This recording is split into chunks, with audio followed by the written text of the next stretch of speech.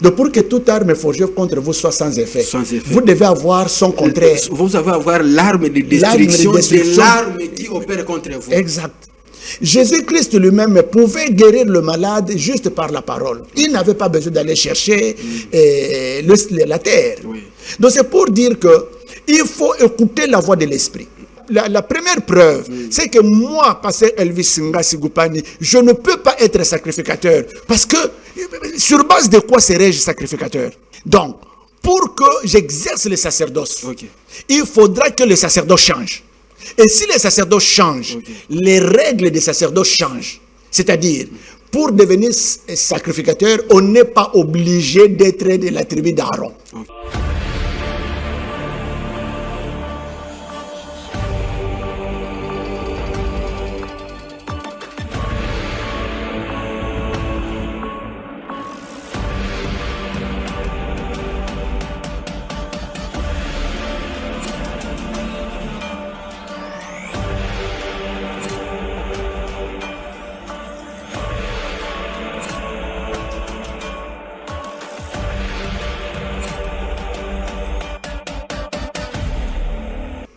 Les sacerdoces opèrent sous la mouvance du Saint-Esprit. Et votre problème à vous, c'est que la nature puisse vous obéir. Parce que tout ce que nous demandons se retrouve dans notre environnement. Donc cela veut dire qu'il y a une rébellion de l'environnement par rapport à nos besoins. Et ce qui fait que ce que nous avons besoin, nous n'arrivons pas à l'obtenir. Alors, aujourd'hui, nous allons nous pencher sur les sacerdoces, sur l'onction dans l'aspect sacerdotal. Donc, l'œuvre du Saint-Esprit dans l'aspect sacerdotal, pour voir comment vous pouvez avoir les pouvoirs sur votre environnement, comment gérer votre environnement. Et sans plus tarder, pour développer ce thème, nous allons continuer avec l'homme éclairé. Je parle donc du révérend Elvis Ngassi, qui est chef de travaux. Il est donc un professeur, mais aussi quelqu'un qui sait mouvoir dans le prophétique, dans les sacerdotales. Alors, c'est quelqu'un qui a le pied entre la science et la spiritualité. Chers fidèles téléspectateurs, je reçois en ce lieu le révérend Elvis Ngassi. Bonjour. Bonjour, mon présentateur. Comment vous allez? Dieu fait grâce, grâce sur grâce. Nous sommes honorés encore de vous recevoir pour pouvoir, dans la continuité de notre émission que nous avons introduite sur le Pentecôte.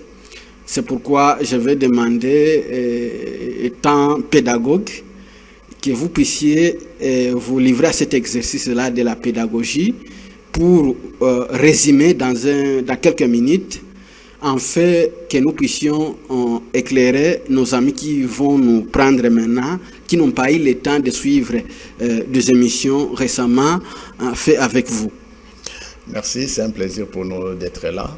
Donc, nous sommes en train de parler de l'expérience de la Pentecôte. Effectivement, à nos premières émissions, nous avons expliqué le contexte dans lequel la Pentecôte se passe. Et aussi, nous avons, parce que la Pentecôte, la personne majeure, c'est le Saint-Esprit et tout ce qu'il peut faire autour du chrétien. Et le Saint-Esprit, nous disons que Jésus avait déjà prédit son arrivée dans les évangiles. Et il avait aussi spécifié certaines choses que le Saint-Esprit devait faire. Premièrement, on l'avait appelé l'esprit de vérité. Donc, il devait nous conduire dans la vérité. Il devait nous convaincre du péché, de la justice, du jugement. Il devait nous couvrir pour nous donner l'éclat du ciel sur la terre. Il devait nous donner les pouvoirs, la capacité. Il devait nous donner la science, l'intelligence et la sagesse. Okay. Parce que j'aime bien ce qui est ce qui est dit dans Éphésiens. On dit, nous avons la rédemption par son sang et la rémission des péchés selon la richesse de sa grâce qu'il a répandue abondamment sur nous par toute espèce de sagesse et d'intelligence. Donc toutes ces choses-là se manifestent effectivement par le Saint-Esprit qui est le gage que Dieu nous donne pour la rédemption. Et donc voilà, nous sommes partis la fois passée de ces textes. Au dernier jour, je reprendrai de mon esprit sur toute chair. Et donc, on était déjà en train de voir quel est le rôle, la ramification qu'il y a entre l'esprit, l'homme et l'univers dans lequel l'homme vit. Parce que dans ces textes-là, le Saint-Esprit est répandu sur toute chair. Et nous ne devons pas perdre de vue que quand on parle de chair, on ne parle pas que des hommes. Parce que l'homme est appelé esprit de toute chair après la chute. Il partage cette nomenclature avec les animaux. C'est que dans le monde spirituel, l'homme et l'animal, l'homme naturel et l'animal partagent les mêmes, ils sont sur le même point d'égalité. Ils peuvent servir de sacrifice dans des cas gestions. Et ce texte-là aussi nous dit que le Saint-Esprit qui vient, il couvre la nature parce qu'il y a des choses que Dieu doit faire sur la terre qui doivent avoir des évidences, des signes annonciateurs. Donc, dans ce texte, on dit, il y aura en haut dans les cieux des signes et en bas sur la terre des miracles. Et quand on parle de signes et miracles, donc on a affaire au prophétique et on a affaire au sacerdoce. Parce que les signes en haut dans les ciels, c'est le prophétique qui peut lire les signes. Et les miracles sur la terre, c'est les sacerdoces qui l'opèrent.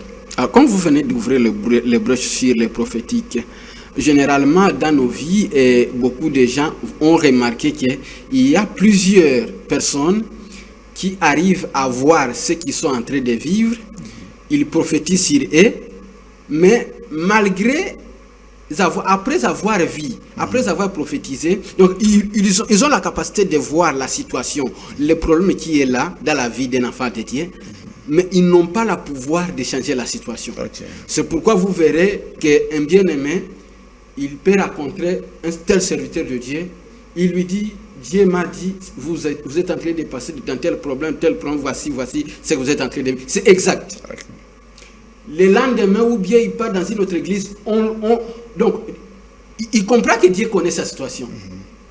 Donc maintes fois, il croise les gens qui lui parlent de sa situation. Et c'est vrai. Mais le problème est que tous ces gens qui arrivent à voir son problème et sa situation, mais ils n'ont pas la capacité de changer la situation. Alors, qu'est-ce qui empêche aux gens, est-ce que c'est tout le monde qui voit, qui peut changer la situation d'une personne, ou bien qu'est-ce qui manque à ces gens-là qui arrivent à voir la situation de la personne, ils voient, mais ils ne changent pas la situation? Moi, quand je parle de Elvis Selassie Ministries, le slogan ou la devise, c'est une spiritualité intelligente, un prophétique sacerdotal. Donc, c'est-à-dire que il y a de la science qui nous donne de l'intelligence, du zèle avec intelligence dans la spiritualité. Et il y a les prophétiques, il y a les sacerdoces. En fait, les prophétiques et les sacerdoces fonctionnent comme une paire. C'est comme si vous allez à l'hôpital. Le médecin, pour se rassurer de quoi vous êtes vraiment malade, il va vous soumettre aux examens. Et quand il a le résultat, donc il a une évidence que vous souffrez de telle maladie. Souffrir de la maladie, c'est une partie de la solution. Une partie de la solution. Vous savez maintenant vous savez de quoi vous souffrez, c'est quoi votre problème. Parce que le plus grand malheur d'un homme, c'est de ne pas savoir qu'est-ce qui fait objet de sa souffrance. Là, tu souffres deux fois. Ignorer la source de son malheur. Ignorer la source de son malheur, ça c'est une souffrance plus grave que n'importe laquelle. Et maintenant qu'on a découvert la source, donc de quoi vous êtes malade, cela ne suffit pas. Il faut maintenant exercer la médecine. La médecine. Il faut maintenant vous administrer la thérapie. pour apporter la guérison. Dans ce cas précis, nous avons les gens qui arrivent à identifier la source du malheur, mais ils ne donnent pas la thérapie. Exact. Qu'est-ce qui bloque? Alors, il faudra que beaucoup de personnes comprennent leur grâce. Ok. Il est rare de trouver des personnes qui englobent plusieurs grâces au même moment. Ok. Je ne dirai rien de moi, mais je dirai ce que le bishop SP a dit de moi. Ok. Il dit de moi ceci. Lui est en train de demander à Dieu cette grâce. Ok. Parce que il est un grand prédicateur, et il a prêché longtemps, il a écouté beaucoup de prédicateurs, mais il a trouvé rarement un homme qui est bibliquement au point, théologiquement au point, prophétiquement au point, charismatiquement au point. En tout cas, il a trouvé rarement ce genre de choses. Et il s'est fait que je me retrouve un peu, j'allais dire bizarrement, dans ces choses. J'ai vu donc vous avez eu accès. J'ai eu accès à une spiritualité intelligente. J'ai eu accès au prophétique. J'ai eu accès au sacerdoce. Donc vous êtes équilibré. Dieu m'a fait cette grâce-là. Wow. Et peut-être que le niveau doit monter. Parce qu'en fait, à l'un Dieu a donné ceci, à l'autre Dieu a donné ceci. Okay. Alors maintenant, nous devons comprendre que les ministères peuvent travailler dans une connexion. Okay. Chacun doit savoir quelles sont ses limites. Celui qui n'a que de prophétique, il doit peut-être chercher une connexion, ou Dieu doit lui créer une connexion avec quelqu'un qui a le sacerdoce. Okay. De manière à ce que nous soyons comme dans un hôpital, il y a un laborantin, qui diagnostique, qui fait des examens, et il y a un docteur qui doit administrer les produits. Mais le Saint-Esprit est libre. Est libre de donner parce que c'est lui qui fait des dons, c'est lui qui fait. Alain pour l'apôtre, voilà, c'est lui qui docteur, fait. Donc, et je veux ici aussi spécifier une chose. Mais là, ça demande de l'humilité. Hein? Bien sûr, c'est Dieu savoir ses limites, dire que je m'arrête, je dois aller vers mon frère, le révérend Louis Singach, pour me dire, mon cher frère, j'ai vu ça. Mais je sais que Dieu vous utilise dans le sacerdoce. Quel remède à Mais ce qui est sûr, je crois que les gens doivent savoir que nous avons opéré avec deux systèmes sacerdotaux. Nous avons eu le système sacerdotal lévitique, dans l'ordre d'Aaron, et nous avons eu l'ordre de Melchisédek. Dans l'ordre d'Aaron, c'est-à-dire que ce qui a fait foncièrement la partie de l'Ancien Testament, vous avez effectivement trois offices, royauté, prophétique et sacerdoce. Et ce n'était pas donné, personne n'avait cumulé les trois. C'était des rares personnes. Abraham lui-même a cumulé les trois fonctions. Abraham a cumulé les trois fonctions. Il a cumulé parce que lui, Abraham est même de l'ordre de Melchisédek. Abraham n'est pas de l'ordre d'Aaron. Oui. Parce que Abraham, lui, a rencontré Melchisédek. Les personnes qui sont de l'ordre d'Aaron, c'est après Moïse. Parce que Moïse lui-même aussi a joué aux trois. Moïse lui-même a joué aux trois. Oui, Moïse a joué aux trois. Il a comme chef, comme dirigeant. C'est lui qui était le leader de tout ce peuple. C'était un peu comme un roi, parce que c'est lui qui parlait à Pharaon. Donc, vous ne pouvez pas prendre quelqu'un qui n'est pas du rang d'un roi. Vous allez lui demander de parler à un roi comme s'il parlait à son homologue. Donc, Pharaon était homologue de Moïse. Et sur le plan prophétique, Moïse avait quand même un œil prophétique. Quand bien même on appellerait son frère Aaron comme son prophète, effectivement c'est après. Mais Moïse a été intronisé comme Dieu. Moïse a été intronisé comme Dieu. Oui, c'est-à-dire que Genèse, Exode chapitre 7, si je m'abuse, Dieu dit à Moïse, voici maintenant, je fais de toi un Dieu pour Pharaon. Donc Moïse a été intronisé, c'est-à-dire que Dieu le met maintenant au même diapason. Et Aaron sera le prochain prophète. Maintenant, Aaron va être prophète. Va être prophète. Vous voyez un peu. C'est-à-dire que Aaron va être prophète. C'est-à-dire en ce moment-là, Moïse joue le rôle que jouaient et les astrologues de l'Égypte et les magiciens de l'Égypte. Parce que les astrologues sont dans l'aspect prophétique. Parce que c'est eux qui lisent les signes des temps. Les signes des temps. Ils sont prophétiques. Ils sont prophétiques. Okay. Et les magiciens, leur rôle, sont c'est produire les miracles. Okay. Alors, quand vous arrivez dans l'ordre de Melchisédek, logiquement, dans l'ordre de Melchisédek, les trois fonctions peuvent être cumulées en un seul individu. En un seul individu, il a le trois fonctions. Il a les trois. Il opère sacerdotalement, et il est dans les prophétiques, et il est dans la royauté. Maintenant, ça c'est le principe. Mais maintenant, rares sont dans le 3. Rares sont dans les 3. Alors, l'Église, du moins, parce que là, nous sommes en train de parler, comme nous avons assez parlé du prophétique, et la fois passée, d'ailleurs, nous avons même donné certaines paroles de connaissance. Oui. Comme vous l'avez dit, après qu'on ait vu le problème d'un individu, on doit savoir comment lui administrer effectivement une thérapie. Okay. Et la thérapie, c'est l'aspect sacerdotal qui entre en jeu. Okay.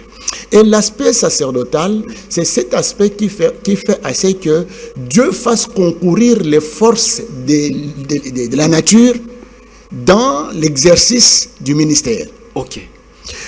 Vous prenez une chose.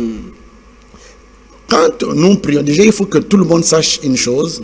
Les réponses de Dieu aux problèmes des hommes se trouvent sur la terre. Sur la terre. Il y a tout ce que vous allez demander à Dieu. En tout cas, la réponse se trouvera sur la terre. Oui. Si vous demandez la guérison, rassurez-vous que cette guérison, la réponse se trouve sur la terre. Oui. Vous demandez le mariage, c'est sur la terre. Vous demandez l'argent, c'est sur la terre. Les maisons, c'est sur la terre. Tout, c'est sur la terre. Wow. Alors, quand nous prions Dieu, nous avons des requêtes, nous avons des demandes. Oui. Okay? Dans la prière, nous avons des requêtes. Nous avons des demandes, nous avons aussi l'ordre. Okay. Quand on parle de l'ordre, c'est-à-dire c'est moi qui donne, qui décrète et qui déclare. Okay. Et la nature entend. Et la nature est censée obéir. Ça, on est déjà dans les sacerdoces. On est dans les sacerdoces.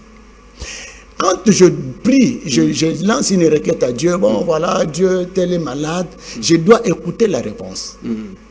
Et la réponse peut venir en ce que mange ceci, bois ceci. Okay. En Aman, on lui a dit, va te jeter 7 fois dans les Jourdains. 7 fois dans les Jourdains. Ça dit que en fait, là, on est déjà dans l'aspect sacerdotal. Oui. Va te jeter 7 fois. C'est-à-dire l'eau est un élément de la nature. Qui intervient effectivement dans les affaires spirituelles. Okay. Et quand tu te jettes 7 fois dans les Jourdains, tu obtiens un miracle. Jésus-Christ lui-même, il avait la parole pour guérir. Oui. Okay? Jésus pouvait y décréter, y déclarer les prêter, les purifier, tout ça. Mais l'aveugle, pourquoi Jésus avait-il à prendre la boue, la terre pour en faire la boue et appliquer à ses yeux? Même après avoir appliqué, on lui demande s'il voit, il dit, il voit déjà comme les arbres. Voilà. Il va encore te laver dans le réservoir de Siloé. C'est-à-dire qu'en fait, aujourd'hui les gens doivent savoir, c'est là le plus grand problème, les limites des gens font leur connaissance. Et beaucoup de personnes oublient qu'ils étalent leurs limites, ils pensent que ce qu'ils ne connaissent pas n'existe pas. C'est ça, effectivement. Donc, en fait, la limite de votre connaissance, tout ce qui est au-delà de ce que vous connaissez, ça devient... D'abord, pour vous, vous crissez de croire que ça n'existe pas. Ça n'existe pas. Mais quand quelqu'un d'autre le fait, ça devient un problème. Ça devient un problème. Vous voyez, il y avait un jour... 3 personnes étaient poursuivies par des bandits. Alors, un d'eux réfléchit pour dire, bon, ok, si je ferme les yeux, je ne vois personne. Lui, il estime aussi que personne ne les voit. Alors, il ferme les yeux, il dit, comme moi, je ne vois pas celui qui me poursuit. Donc, lui aussi ne me verra pas. Alors, on l'a arrêté. Des fois, nous pensons que tout ce que nous connaissons, c'est tout ce qui existe. Non, nous devons accepter les limites des grâces que Dieu nous a données. les sacerdoces fonctionnent avec les choses de la nature. Ok. Il y a un texte qui m'a intéressé, qui se trouve dans Ézéchiel. Ok. Quand vous prenez Ézéchiel chapitre 47, ok, et vous allez jusqu'au verset 12, Ézéchiel raconte l'expérience du torrent. Ok.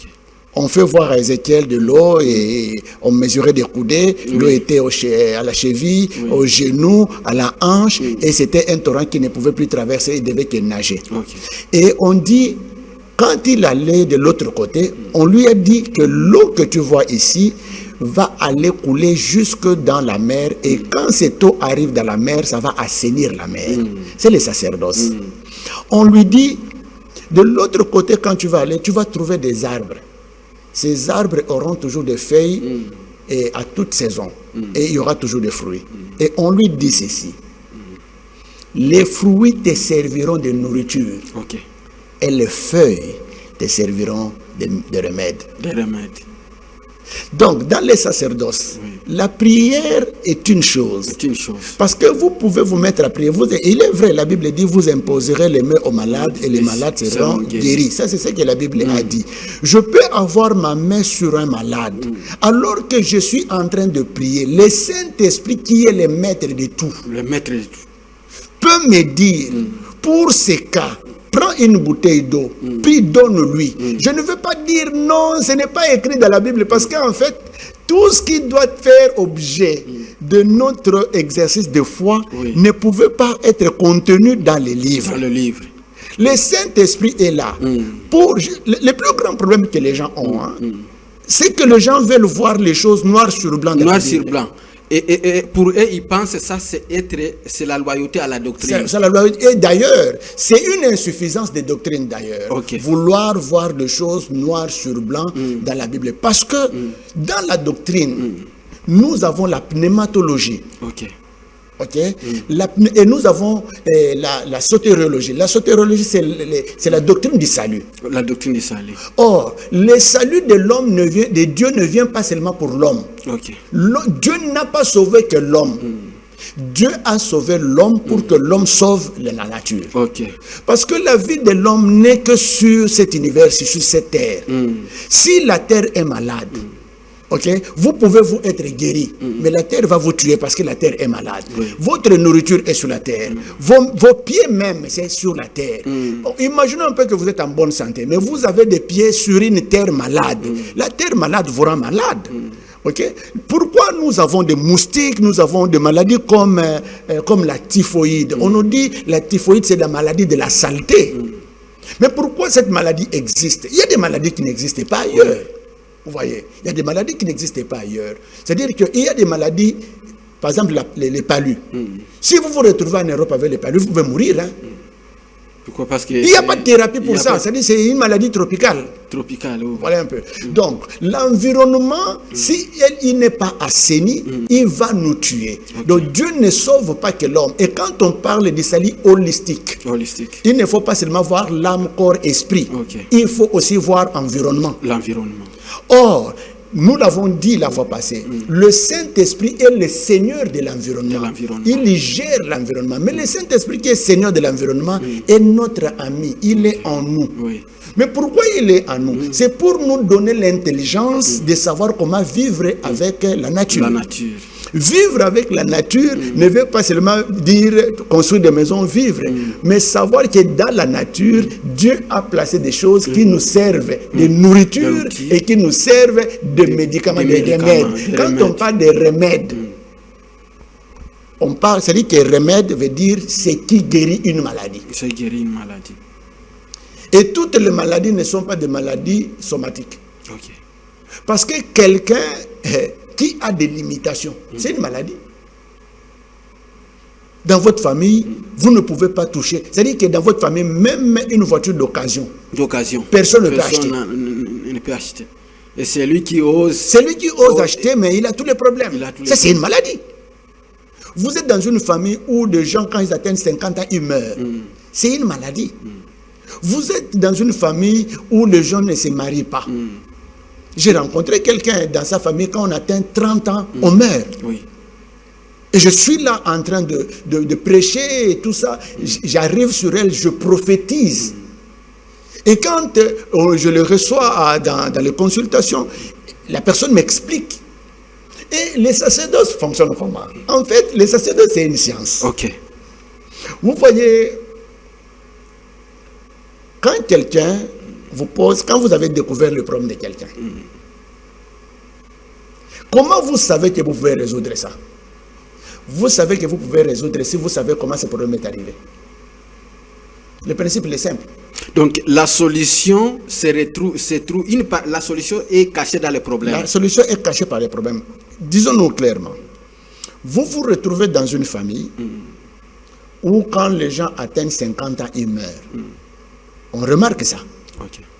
Toi, tu viens, tu es prophète, je ne te connais pas, je suis dans mon service, je te dis dans votre famille, telle date, à telle année, c'est-à-dire que quand quelqu'un atteint tel nombre d'années, il meurt. Ce que vous venez de dire, c'est vrai. Et vous dites c'est vrai, c'est exact. Mais maintenant, comment empêcher pour que lui ne soit pas le prochain scénariste? Avant même d'arriver là, comment vous êtes arrivé au fait que à 50 ans, les gens doivent mourir? Okay. Il faut d'abord savoir comment c'est arrivé. Et si vous savez comment c'est arrivé, vous avez déjà une évidence de quelle solution vous allez amener. Okay. J'arrive un jour en France, mon frère il est pasteur, et il est pasteur de blanc.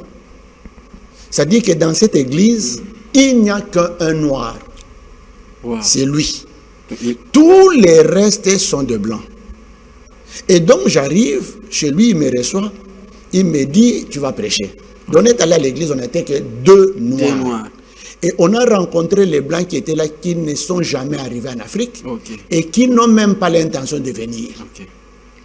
Mais alors que nous étions en train de parler, il me pose la question, est-ce que toi tu fais des délivrances?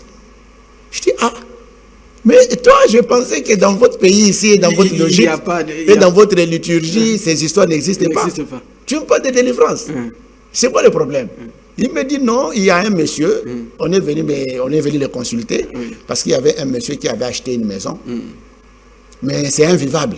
La maison est hantée. Hantée. C'est-à-dire qu'à un moment précis de la nuit, c'est comme s'il y avait les gens qui circulaient dans la maison, donc c'était du bruit, on sentait des présences, mais on ne pouvait pas voir. Donc la première personne qui avait acheté cette maison a fini par vendre à la deuxième. La deuxième a fini par vendre à la troisième. La troisième de lui ne vendra pas.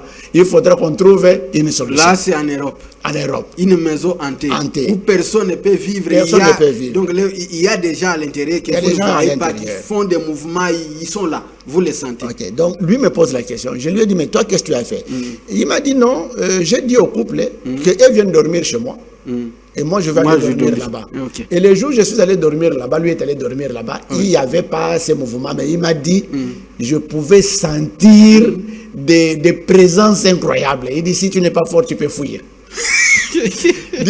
Après, quand lui est revenu, et ils sont revenus, les mêmes phénomènes ont repris. Alors je lui dis, ok, je veux essayer de te dire dans quelles conditions ce genre de choses peuvent se passer. Je lui dis, il y a un principe des hôtels. Là où un hôtel a été élevé, un sacrifice a été placé, une prière ou une incantation a été faite. Déjà, l'hôtel engage le monde spirituel. Et chaque hôtel attire c'est un aéroport. Chaque hôtel attire les esprits. Comme là, la maison devient hantée, c'est-à-dire qu'il y avait un hôtel sacrifié et élevé sur une divinité autre que le Père de notre Seigneur Jésus-Christ. Donc, il y a des démons qui sont venus parce qu'il y a leur hôtel là. Parce qu'aucun esprit ne peut avoir accès, ne peut se mouvoir en un endroit s'il n'y a pas alliance. Et quand on parle alliance, on parle hôtel. Quand on parle hôtel, on parle sacrifice. Quand on parle sacrifice, on parle parole. Donc, les trois opèrent ensemble. Parce que dès qu'il y a une alliance, sacrifice, vous commencez par alliance. Dès que vous concluez une alliance, il faut établir un hôtel. Dès que vous établissez un hôtel, vous devez mettre un sacrifice. Dès que vous mettez le sacrifice, vous devez parler. Et dès que vous avez parlé, tout est fait. Alors je lui dis, il y a quelque chose qui s'est fait dans cette maison, dans ce sens-là. Il me dit, oui, et les témoignages de voisins disaient qu'il y avait le premier occupant. On estimait qu'il était dans des sciences occultes. Okay. À un moment précis de vie, il faisait des incantations et les gens pouvaient entendre comme s'il y avait une fête là. Okay. J'ai dit, ok, donc vous comprenez déjà qu'il y a quelque chose. Il y a une fête. Et la fête continue. Alors je dis, il me dit, ah donc tu sais qu'est-ce que tu vas faire? Je dis, oh, mais je venais de te dire comment c'est arrivé. Oui. Donc du coup, je sais qu'est-ce qu'il faut faire. Okay. Donc du coup, je leur ai dit, bon voilà, premièrement, il faut que les habitants de cette maison reçoivent Jésus-Christ comme Seigneur et Sauveur. On commence par là. Il dit non, ici, on n'impose pas aux gens la foi. Je dis, mais ils n'ont pas de choix.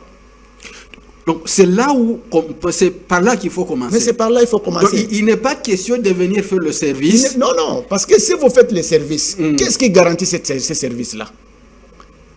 Tu vois? En fait, on n'est pas féticheurs. Okay. Pour venir faire des trucs, non, non, nous, on vient imposer une royauté. Ok. Parce que le message central du Christ, c'est le royaume. Le royaume. Oh, qui dit royaume dit règne. Règne. Qui dit règne dit pouvoir.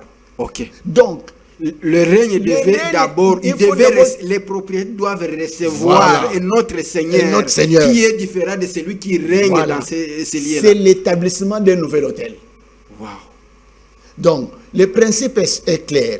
Là où un hôtel a été élevé, pour vider les effets, parce que des fois les gens touchent aux effets, mais il faut toucher à la cause. À la cause. La cause, c'est un hôtel. Donc, il faut évacuer les premiers hôtels.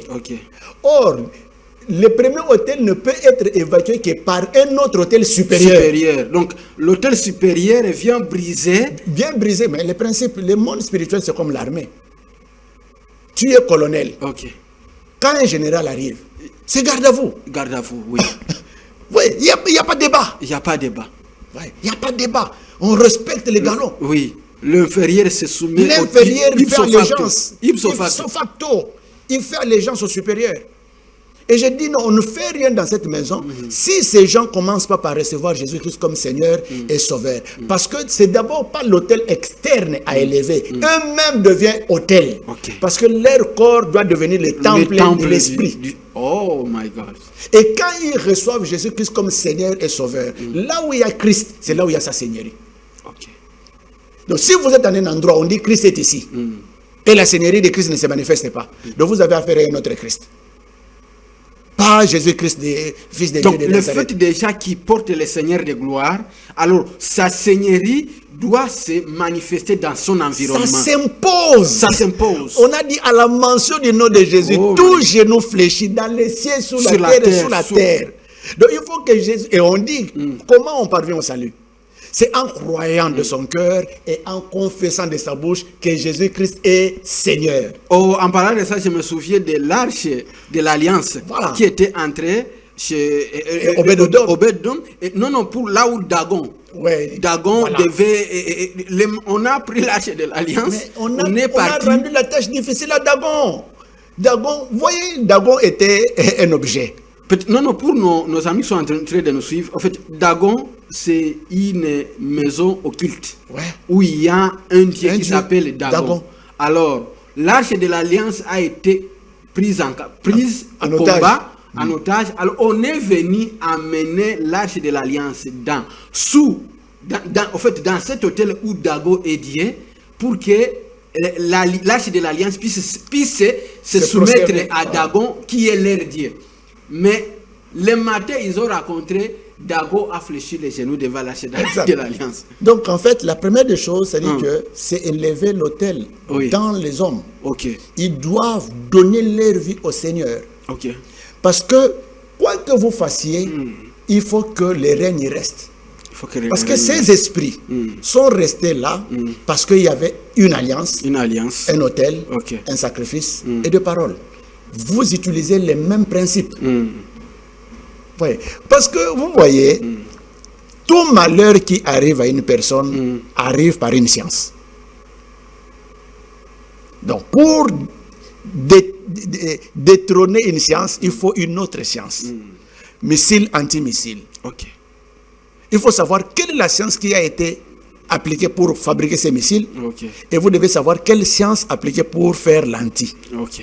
Et d'ailleurs, j'aime bien ces textes d'Ésaïe. Toute arme forgée contre vous sera sans effet. Oui, oui, ni est sans effet. Ok. Mais ces textes, nous les lisons en partie et nous les lisons mal. Éclairez-nous, l'homme de Dieu. Avant ces versets, la Oui. Bible dit ceci, les versets précédents. Ok. Dieu a donné il a donné de l'intelligence à l'homme de fabriquer une arme. Ok. Une arme, c'est pour tuer ou pour défendre. Ok. Mais au même moment, il a donné aussi l'intelligence pour fabriquer une autre arme de destruction.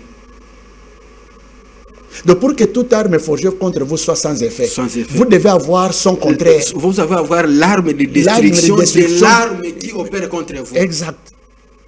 Donc tout ce qui arrive aux vies de gens, c'est les sacerdoces. Donc il ne suffit pas de dire que l'arme qui... Non. Il faut avoir l'arme de destruction. De destruction de l'arme qui a été utilisée. Oh my God. Que les gens prennent ces textes-là, je crois que c'est Isaïe 53 ou 54 si je me trompe.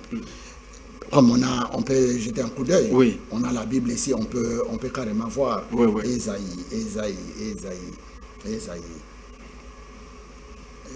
Razoteri, Amanderebos, Landeri, Arosete, Lerandebros, Aranda, Cabraedos, et Lalamande, Chete.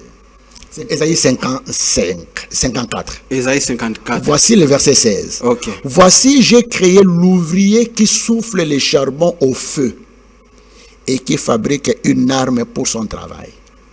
Mais j'ai créé aussi les destructeurs pour la briser. Okay. L'arme qui a été créée pour le travail. On n'a pas dit c'est quoi ce travail-là. Il a donné l'intelligence, à celui qui souffle, à l'ouvrier qui souffle au charbon. Pour faire l'arme. Et il a encore créé une autre arme. Oui. Pour détruire. C'est-à-dire, au cas où le travail est fait pour me détruire, il y a une arme qui m'a été donnée pour détruire. Or, les armes sur le plan spirituel ne sont données que à ceux qui exercent le sacerdoce. Les armes, c'est une particularité du sacerdoce. C'est-à-dire, dans les sacerdoces, c'est-à-dire que ceux qui vont au combat ont besoin de l'arme. Effectivement. Mais quand dans les sacerdoces, on utilise le mot arme, c'est-à-dire c'est la science. C'est la science. C'est la science. Généralement, vous allez vous rendre compte. Prenons cette maladie vulgaire, Mbasso. On va vous prendre quelque chose de la nature. Oui. On va parler sur cette chose. Oui. Dans l'entretemps, la personne à qui on donne amène un sacrifice. Oui. Ça peut être 500 francs, on dit on vend ça d'une manière vulgaire. Oui. Mais ce que les gens ne savent pas, ce n'est pas que cette chose coûte 500 francs. Non. Les 500 francs qu'on amène à l'hôtel, il y a un taux de l'hôtel. Expliquez-nous. C'est-à-dire le taux de l'hôtel. Donc, on amène 500, qui est un prix vulgaire. Oui, un prix vulgaire. Et vous dites, bon, seulement 500. Donc cela veut dire que ça ne coûte pas. Ça ne coûte pas. On achète. C'est vulgaire, tout le monde peut avoir ça. Tout le monde peut avoir ça. Et pour lui, il vient, il donne les quand les 500 arrivent aux mains du sacrificateur, magnifique. Les 500 prend la valeur, c'est-à-dire chaque hôtel a un taux. Le taux de cet hôtel peut être la vie d'une personne. Mais la vie d'une personne, c'est difficile à en avoir. Mais si on te dit, si tu amènes 500 francs, on peut faire du mal à cette personne. C'est-à-dire, quand on fait du mal à cette personne, c'est la vie d'une personne qu'on est en train de détruire. Cette histoire de Mbassou peut faire couper à quelqu'un le pied. Cette histoire de Mbassou peut tuer quelqu'un. Imaginez un peu que cette histoire tombe sur un diabétique.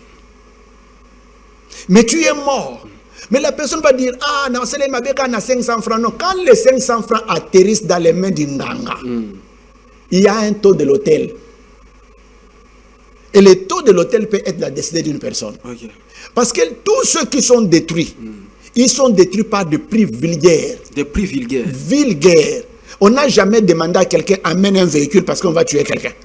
On n'a jamais demandé à quelqu'un non amène $1 million parce qu'on veut tuer quelqu'un. Parce que c'est tellement compliqué. Alors qu'est-ce qu'on fait? Dans le monde spirituel, les choses prennent la valeur de ce qu'on leur dit. Dans les sacerdoces, les choses prennent la valeur de ce qu'on leur dit. C'est-à-dire, je peux dire, ok, pour ça vous m'amenez la terre. Vous voyez la terre. Oui, la terre, c'est quelque chose de la nature. Cette terre-là est gérée par l'esprit créateur. L'esprit créateur. Et l'esprit créateur, c'est l'esprit de la rédemption qui est en moi. Donc, moi, quand je prends la terre, j'écoute qu'est-ce que l'esprit met dans mes oreilles comme parole qui doit sortir dans ma bouche. Dès que je parle, la terre écoute et exécute. Parce que les remèdes, comme je parlais des remèdes, c'est-à-dire, il y a beaucoup de maladies et on dit les feuilles serviront de remèdes. Il y a une feuille qui... Mais avant qu'on puisse passer longtemps, oui. En parlant d'Embassou, il y a quelqu'un maintenant qui vous a suivi, mais qui veut être guéri. Ouais. Et je ne veux pas que nous puissions, que quelqu'un puisse entendre comment sa maladie est venue sans qu'il soit délivré. Et voici l'opportunité que vous puissiez maudire cette maladie, que les sacerdoces entrent en action pour que quelqu'un qui est attaqué de la manière dont vous venez de les détailler puisse se rencontrer une nouvelle force. Toi qui m'écoutes là, qui as cette maladie, prends l'huile d'olive au moment où je te parle. Même si tu me suivras après, tu écouteras la prière que je vais faire et tu croiras à cette prière parce que cette prière n'a pas de temps. Je sors dans l'univers de temps, j'entre dans l'univers où tout est infini. J'entre dans l'éternité et je prononce cette parole venant de l'éternité, au-dessus de tout autel. La Bible déclare toute autorité vient de Dieu. Jésus-Christ est le chef de toute autorité. À la mention de son nom, tout genou fléchit dans les cieux, sur la terre, sous la terre. Il m'a établi maître d'autel. Et la Bible dit, tout homme est censé être soumis à l'autorité établie. Quiconque ne se soumettra pas à l'autorité établie, ça tirera une condamnation sur lui. Donc, je prends cette autorité au nom de Jésus. Je prie sur cette huile. Je demande au Saint-Esprit d'en prendre contrôle et d'apporter les vertus de la guérison liées à cette maladie précise au nom puissant du Seigneur Jésus-Christ. J'ordonne à ce que toutes les fois que cette huile ointe sera appliquée, peu importe la maladie, peu importe l'espèce, que la personne qui écoute ma voix maintenant, qui croit à la puissance du Saint-Esprit au nom de Jésus et qui applique cette huile-là, de la même manière, il avait pétiné je ne sais pas quoi, qui avait posé les problèmes, de cette même manière, cette huile va nettoyer sur son pied ou sur la partie de son corps qui a un problème, toute forme d'impureté et la guérison va entrer dans ta vie au nom puissant du Seigneur Jésus-Christ. J'ai ainsi prié. Amen. Amen. Donc voilà, c'est comme ça que les choses fonctionnent. Oui. Et donc naturellement, les feuilles, comme dit la prophétie, la vision d'Ézéchiel, les feuilles serviront de remède. De remède pour guérir toute maladie. Quand nous allons à l'Ancien Testament, quelqu'un va dire, mais pourquoi vous faites partie de l'Ancien Testament? Écoutez, le Nouveau Testament n'a jamais remplacé l'Ancien Testament. Le Nouveau Testament est la concrétisation de beaucoup de choses qui étaient l'ombre. Beaucoup de choses. Parce que quand on dit l'ombre, c'est-à-dire qu'il y a une réalité. Vous n'avez pas d'ombre sans réalité. Alors, si ceux qui ont travaillé avec l'ombre ont eu des effets, combien à plus forte raison ceux qui vont travailler avec la réalité? Et la Bible dit ceci. Si les sacerdoces lévitiques étaient parfaits, on n'aurait pas besoin d'un autre sacerdoce. Alors, comment estimez-vous qu'un sacerdoce imparfait, selon Dieu, produise les effets? Donc, si ce qui est réalité arrive, les effets doivent être supérieurs aux effets de l'ombre. Il y a une feuille qui s'appelle hysope. Et Dieu a demandé à Moïse d'utiliser ça plusieurs fois pour asperger le sang de l'aspersion. On n'utilisait pas n'importe quoi pour ça. Et David, dans son psaume, quand il vient de son péché, il demande à ce que Dieu le purifie par l'hysope. Jésus-Christ lui-même pouvait guérir le malade juste par la parole. Il n'avait pas besoin d'aller chercher la terre. Donc c'est pour dire que il faut écouter la voix de l'Esprit. Il faut écouter la voix de l'esprit. Donc j'étais en train de dire que les personnes qui pensent que utiliser l'eau, utiliser l'huile, utiliser la terre, utiliser le feuilles, c'est une déviation doctrinale. Ces gens ne connaissent pas la doctrine de la création. Donc la doctrine de la création les échappe. La doctrine de la création les échappe et ils ne savent pas le contrôle que Dieu a sur sa création. Il n'y a rien qui existe ici que Dieu n'ait créé. Et Dieu a créé chaque chose pour un but. Pour un but. Et quand on dit les feuilles serviront de remède, il faut écouter qu'est-ce que l'Esprit dit. Il n'y a rien qui soit passé. Ok? Qu'est-ce qui est passé? C'est la base du sacerdoce. Nous ne sommes pas sous la base du sacerdoce lévitique. Nous sommes sous la base du sacerdoce selon l'ordre de Melchisédek. C'est-à-dire, la même chose qui se faisait là-bas peuvent se faire ici. La chose qui change, c'est le fond, les autels. Les autels. C'est-à-dire que quelqu'un peut prendre la même pièce de monnaie. Il l'amène sur l'autel maléfique. La même pièce de monnaie, quelqu'un d'autre l'amène sous l'appel de Dieu, sur l'autel de Jésus-Christ. Qu'est-ce qui change? Ce n'est pas la chose, mais c'est les autels. Et les principes des autels. C'est-à-dire que les principes de l'autel selon l'ordre de Melchisédek étant changés, les lois changent de l'autre côté. Il y a nécessairement changement. Il y a changement de loi. C'est-à-dire que les prières que je fais, la foi que j'ai, l'esprit qui m'anime, ce n'est pas la même chose de l'autre côté. Et d'ailleurs, la première preuve, c'est que moi, pasteur Elvis Ngasi Gupani, je ne peux pas être sacrificateur. Parce que, sur base de quoi serais-je sacrificateur? Donc, pour que j'exerce le sacerdoce, il faudra que le sacerdoce change. Et si le sacerdoce change, les règles des sacerdoce changent. C'est-à-dire, pour devenir sacrificateur, on n'est pas obligé d'être de la tribu d'Aaron. Donc, c'est ça la règle. Et maintenant, je suis sacrificateur par serment. Par serment. Exactement comme Jésus. Celui-ci est mon fils bien-aimé en qui j'ai mis toute ma confiance. Écoutez-les. Je l'ai établi sacrificateur perpétuellement selon l'ordre de Melchisédek. C'est de la même manière que Dieu vient nous prendre. Voilà pourquoi Éphésiens parle des captifs. Dieu nous prend comme des captifs. C'est-à-dire qu'il ne nous demande pas notre point de vue. Il nous prend, il déclare sur nous et il nous établit. Et quand on choisit quelqu'un, quand on établit quelqu'un, l'établissement veut dire on donne pouvoir. L'établissement, il s'agit d'un transfert de pouvoir. D'un transfert de pouvoir. Comment on va t'établir? Si on t'établit, tu n'as pas de pouvoir, tu vas régner sur qui? Et Dieu, dès le commencement, avait établi l'homme sur la nature. Et après que, parce que Dieu n'a jamais maudit l'homme, Dieu a maudit la nature. La terre a été soumise à la vanité à cause de l'homme. Maintenant que l'homme est sauvé, l'homme sauve la nature. Et l'esprit de la rédemption qui vient, c'est cet esprit qui vient aussi de la rédemption pour la nature, de manière à ce qu'il y ait une unité créaturelle, pour que l'homme vive dans une harmonie avec la nature. Faute de quoi l'homme mourra. Tout de lui est dans la nature. Et sa santé, et sa survie, et ses produits, et ses médicaments, et ses remèdes, à tous les niveaux, se trouvent dans la nature.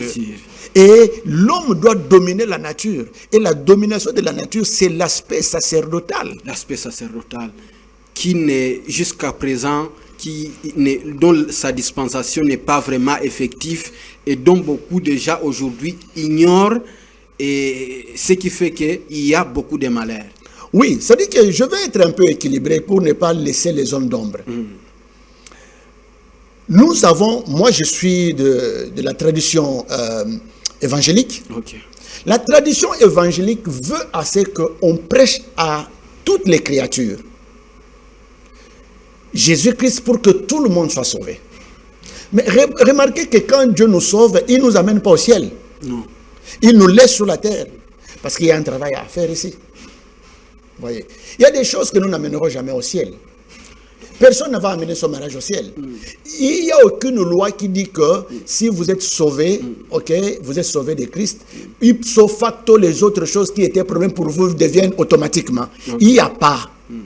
Il n'y a pas une loi qui dit que si vous n'avez pas reçu des choses sur la terre, ici, vous n'irez pas au ciel. Il n'y a pas. Mais, à quoi bon ne pas obtenir les choses de la terre juste parce qu'on va aller au ciel, alors que sur la terre, le règne de Dieu, Oui. la volonté de Dieu doit se faire comme au ciel. Donc, nous vivons par anticipation Ok. le bonheur du ciel ici sur la terre. En fait, le pouvoir que nous utilisons sur la terre, c'est le pouvoir limité. Mais ce pouvoir limité doit produire les effets. Vous voyez, tout ça doit produire les effets. Ok. Mon frère, dites-moi, vous êtes 5 en famille. Toi, tu es chrétien. Les 4 autres ne le sont pas.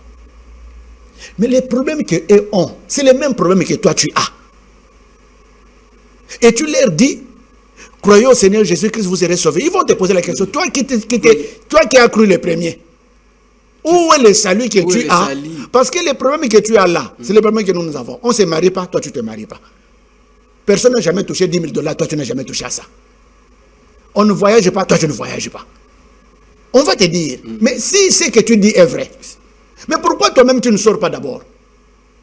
Vous voyez, c'est là un problème. C'est que vous nous prêchez là, c'est bon, mais on aimerait d'abord l'expérimenter dans votre propre vie. Vivez ça. Parce que, ou alors, on veut faire de Jésus une religion. Ok. On veut faire de l'évangile une philosophie. Donc, Jésus n'est pas un mythe, n'est pas une philosophie. Non, Jésus n'est pas un mythe, c'est pas une fiction, c'est une fiction. vérité vraie. C'est une vérité vraie qui doit s'expérimenter. Qui doit s'expérimenter. En fait, vous savez, les philosophes disaient, il est impossible de vivre sans philosophie. Ok. C'est-à-dire, à tous les échelles, tout le monde essaie de philosopher. Déjà, quand tu commences à dire, bon, je viens d'où? Je viens quoi ici? J'irai où? La philosophie commence. La philosophie commence. Alors, je vais dire aussi une chose. Il est impossible qu'un chrétien vive sans sacerdoce. Nous le faisons tantôt d'une manière, tantôt d'une autre. Beaucoup ne savent pas tout ce qu'ils font là. C'est le sacerdoce. Mais justement parce que, comme je le disais, dans le sacerdoce, il faut être initié. Il faut être initié. Ouais. L'initiation est... Non, il faut apprendre. Ok. Regardez. Le temple de Silo, dans l'Ancien Testament, est mal réputé. Ok. Finé, Ophni, et lui-même, Élie, le sacrificateur, oui. mal réputé, Dieu ne parle plus. Ok. Mais c'est dans ce temple-là que Anne va recevoir Samuel. Donc, la mauvaise réputation du temple n'a pas empêché la foi de Anne de s'exercer. De s'exercer. Ok. Anne reçoit Samuel. Mais Anne va prendre Samuel, va encore lui donner à Élie. Est-ce que vous trouvez ça normal? Élie est mal réputé. Il n'arrive pas à corriger, ses enfants. Il n'a pas éduqué ses enfants. Il n'arrive pas à éduquer ses enfants. Mais on prend un enfant d'autre, on vient lui confier. D'autrui. Et on vient lui remettre encore entre les mains d'Élie. Le mal réputé. Ah, baby, ça y est, abongi, ça y est. En fait, on n'est plus là au niveau éthique. Okay. On sait qu'en matière de sacerdoce, il n'y a qu'Élie qui a la matière. À des moments, il ne faut pas faire d'éthique. Oh non, il y a ça, il y a parce que ça doit se transmettre. Ce n'est pas question d'avoir des réputations. Non. Arrête ces histoires-là. C'est lui qui a appris. Si lui ne vous transmet pas, formule est formule. Si lui ne vous dit pas, vous ne connaissez pas, vous allez tâtonner, vous allez spéculer. Donc on a amené Samuel chez Élie, non pas pour qu'Élie lui apprenne la morale. Parce que la morale, en termes de morale, il n'y a pas morale. Élie n'a rien à dire. Mais en termes de sacerdoce et de prophétique, il y a quelque chose à dire. Donc, la morale, en fait, c'est que la morale, parfois, c'est un obstacle pour expérimenter les sacerdoces dans la vie d'un... Non, je vais le dire mieux. Oui. Sur le plan spirituel, il y a les prophétiques, je le répète, il y a les sacerdoces. Les prophétiques peuvent s'arrêter. Ok? Parce que Élie, la lampe du temple était éteinte. Ça dit que l'esprit prophétique n'est plus. Dieu ne parle plus. Mais l'esprit sacerdotal n'avait pas quitté. Parce que ça, c'est l'art. Donc, on n'a pas besoin d'écouter. Non, ça là, c'est l'art. On n'a pas besoin d'écouter, c'est l'art. Ce qui fait que, quand Anne prie, cet homme mal réputé vient le voir, pensant qu'elle aussi est dans l'association de malfaiteurs, pour dire, mais tu as déjà bu tôt le matin. Il dit non, non, non, et moi je ne sais pas les cas. Moi je suis en train de répandre mon cœur devant Dieu. Oh. Élie s'est dit non, non, non. Là, je dois appliquer le sacerdoce. Sa déclaration est une déclaration du sacrificateur. Parce que Téné, qu'est-ce qui s'est passé là? Il y avait un autel, il y avait un sacrifice. Mais il manquait la parole. la parole. Parce qu'Anne a dit à Dieu, Anne a donné un sacrifice par procuration.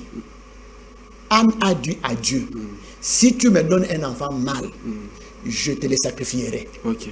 C'est-à-dire, Anne venait d'élever là un autel, de présenter là un sacrifice par procuration.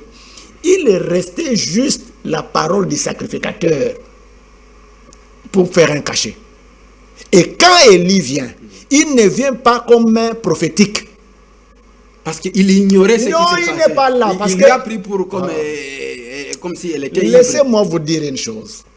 Tout ce que Anne a vécu ces jours-là était la Pâque et la Pentecôte. Ok? Tout ce qui s'est passé ces jours-là, la prière de Anne, a englobé et la Pâque et la Pentecôte. Regardez. Anne, déjà par son nom, veut dire grâce. Ok. Où avons-nous reçu la grâce de Dieu? C'est à la croix. À la croix. Et Anne a parlé en langue avant que le Saint-Esprit n'arrive. Parce que la Bible dit, elle balbutiait. Pour que Élie dise, tu es ivre. Ok. Ok? Mais c'est la même chose qu'on a dit aux disciples le jour de la Pentecôte. Oui. Ils sont ivres. Donc, Anne parlait en langue. Mais Élie n'avait pas connu ça. Donc, Anne était déjà dans la Pâque, il était déjà dans la Pentecôte, et il était en train de poser des actes prophétiques par anticipation. Par anticipation. Parce qu'il va offrir une personne qu'il n'a pas. Quelle foi. Donc, c'est ce que j'appelle sacrifice par procuration. Et Élie vient, il se rend compte que l'autel est déjà établi. Le sacrifice est déjà placé. Il faut que je prononce la parole sacerdotale. Et il lui dit que Dieu te donne ce que tu as demandé. Et l'année suivante, Anne est revenue avec Samuel.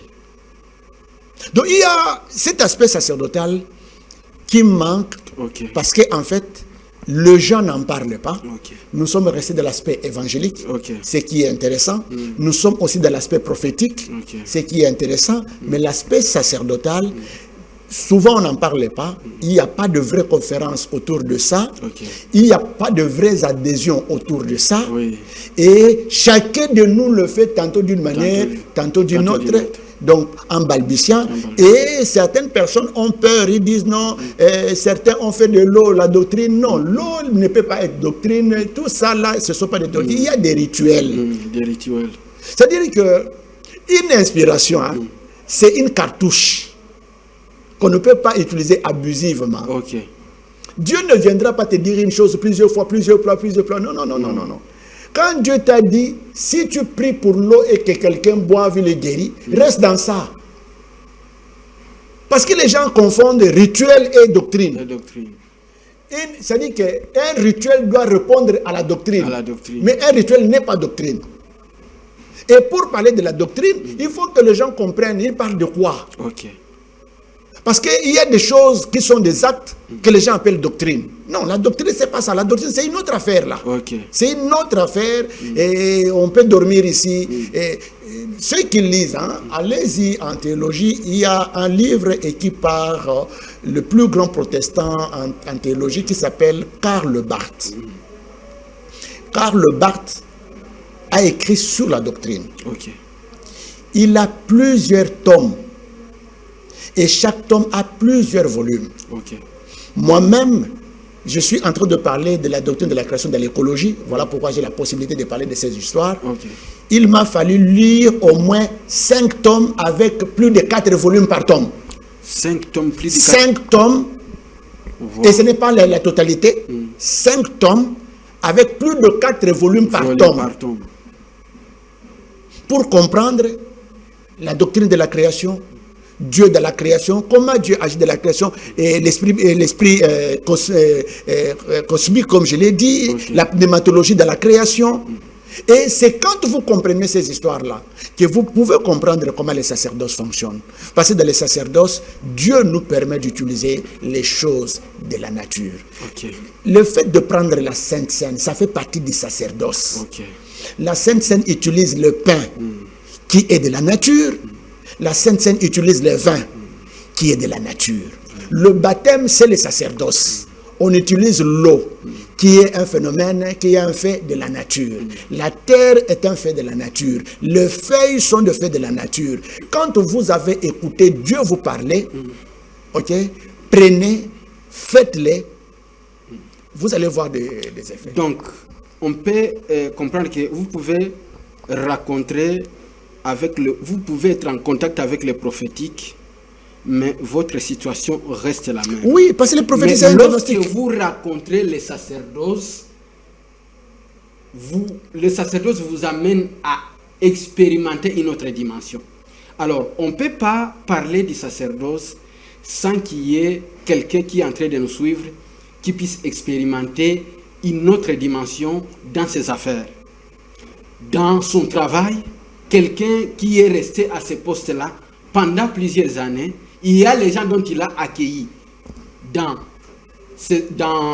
son service, mais qui sont montés.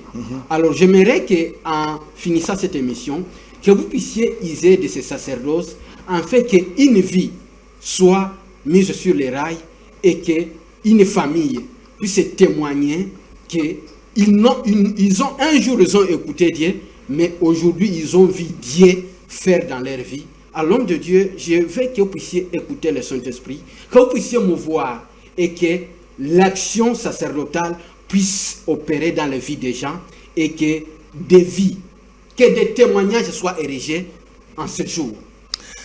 Avant que je ne déclare quelque chose, je veux établir un principe. Parce qu'il y a une différence entre les sacerdoces et les prophétiques. Les prophétiques, je reste là, j'écoute, je vois, je parle, je prophétise.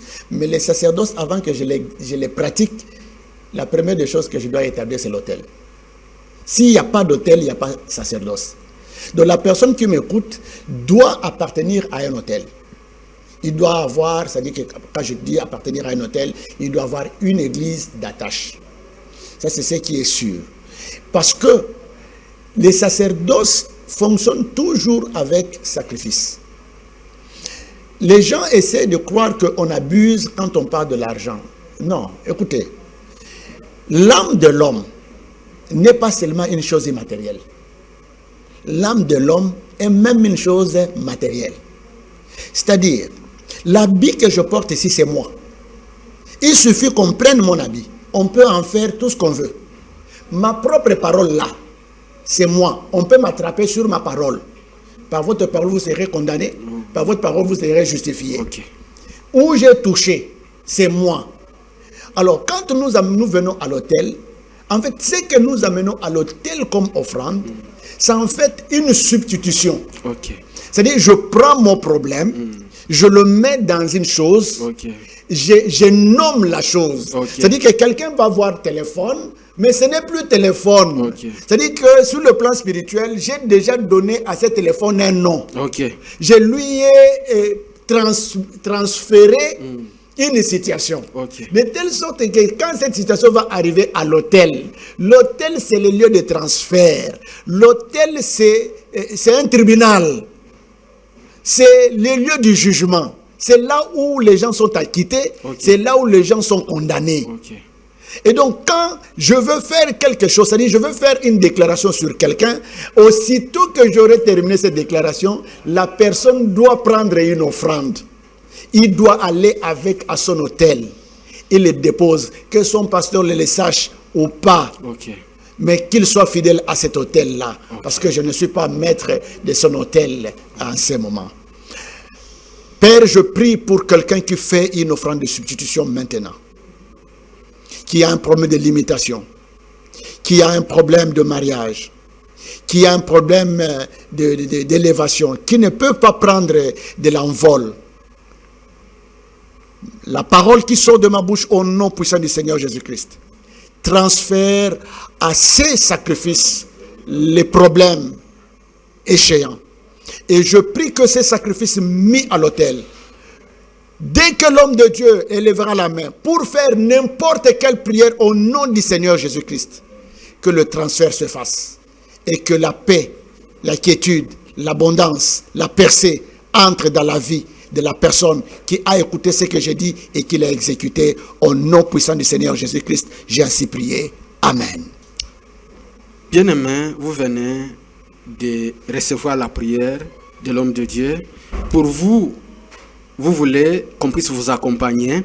Alors voici les adresses qui vont être données ici. Ça vous permet qu'il y ait quelqu'un, un guide spirituel qui veille sur vous. Alors je vais demander à l'homme de Dieu de donner l'adresse de l'église. Ok, donc déjà, quand vous entrez sur page Facebook, vous trouvez Elvis Ngassi Ministries. Là, vous me trouvez directement et vous contactez. Dès que vous écrivez, mes services vont réagir à ça. Si vous avez besoin d'un contact personnel, ça peut être pris. Dans les cas contraires, les numéros qui s'affichent en bas de l'écran, vous pouvez appeler et vous aurez un contact direct avec nous. Et si vous voulez nous rencontrer en culte, vous pouvez venir au centre évangélique Mogarizim sur bypass numéro 3, arrêt armé à Mongafula. Vous prenez l'ancienne route, notre église est là. Donc vous pouvez venir et là vous nous trouverez. Si vous ne nous trouvez pas, vous trouverez certainement d'autres serviteurs. Mais si vous voulez un rendez-vous personnel avec nous, vous pouvez appeler au numéro qui s'affiche en bas de l'écran et vous serez conduit directement vers nous. Merci. Alors, bien-aimés, c'est ici que nous bouclons cette émission. Alors, appelez, écrivez-nous, vos suggestions sont les bienvenues. Alors, pour le reste, nous allons nous retrouver au prochain numéro, mais n'hésitez pas, restez connectés à cette émission, vos suggestions sont les bienvenues. On se retrouve au prochain numéro. Bye bye.